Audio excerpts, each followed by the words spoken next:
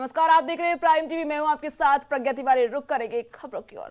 पश्चिम बंगाल की सियासत में इस वक्त सबसे जोरदार आवाज किसी मंदिर मस्जिद की नहीं बल्कि एक अकेले विधायक की है, जो पार्टी से बाहर फेंके जाने के बाद भी अपनी जिद, अपने बयान और अपने टकराव से पूरे राजनीतिक मैदान को हिला रहे हैं। नाम है उनका हुमायूं कबीर, जिन्होंने कहा है कि मस्जिद जरूर बनेगी। और इसी एक लाइन ने बंगाल की राजनीति में ऐसा तूफान खड़ा कर दिया कि सत्ता विपक्ष पूरा सिस्टम एक ही शख्स के पीछे खड़ा हुआ नजर आ रहा है, क्योंकि 6 दिसंबर यानी कि आज बाबरी मस्जिद का नाम दोनों मिलकर चुनाव से पहले राजनीति को आग के गोले में बदल रहा है। मुर्शिदाबाद के भरतपुर सीट से निलंबित विधायक हुमायूं कबीर कई दिनों से दावा कर रहे थे कि वो भरतपुर के बेलडांगा में बाबरी मस्जिद की नींव 6 दिसंबर यानी आज रखेंगे। वहीं इसको लेकर पूरे इलाके में सुरक्षा व्यवस्था को बढ़ा दिया गया है।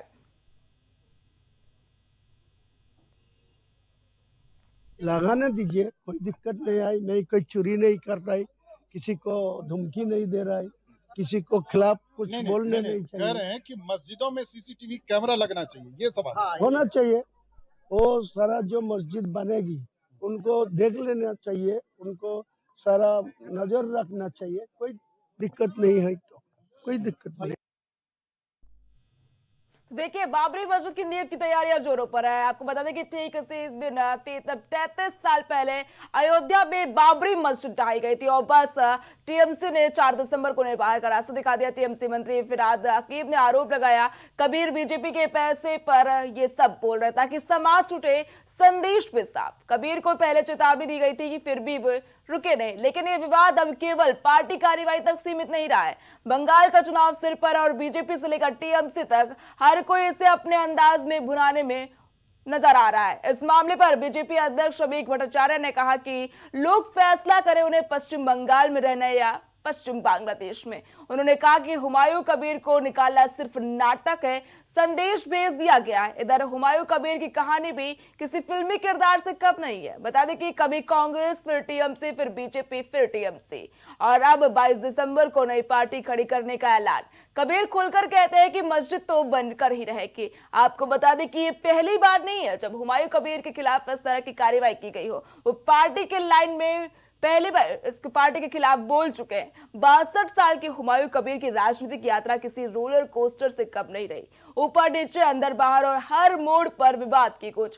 कांग्रेस से करियर की शुरुआत करने वाले कबीर ने 2012 में टीएमसी की जीत के 1 साल बाद पार्टी बदल दी और ममता बनर्जी का दामन थाम लिया। लेकिन उनका बागी स्वभाव जल्द ही सामने आ गया। साल 2015 में पार्टी लाइन के खिलाफ बोलने पर टीएमसी ने उन्हें बाहर कर दिया।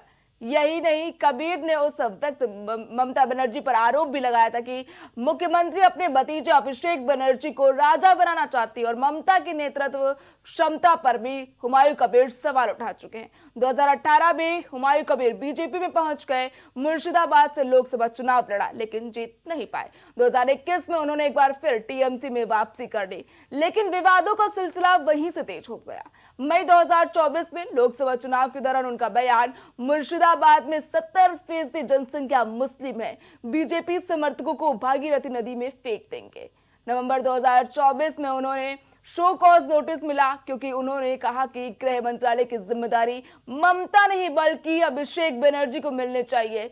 मार्च 2025 में एक और नोटिस पर उन्हें माफी मांगनी पड़ी क्योंकि उन्होंने नेता प्रतिपक्ष शुवेंदु अधिकारी को धमकी भरा बयान दिया।